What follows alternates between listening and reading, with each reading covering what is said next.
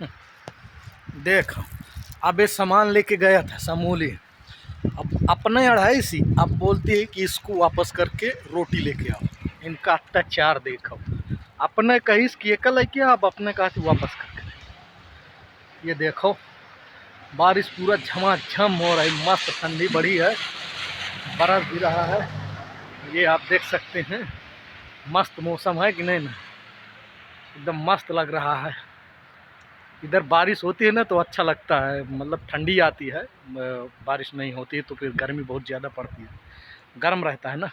और ये पीछे हमारी गाड़ी है, देखो लागत है ले वही में चला के लेके आवन, इतना सऊंदी पड़ी है, कल से पूरा दौड़ रहे थे। ठीक है, चलिए इसको वापस करके आते हैं।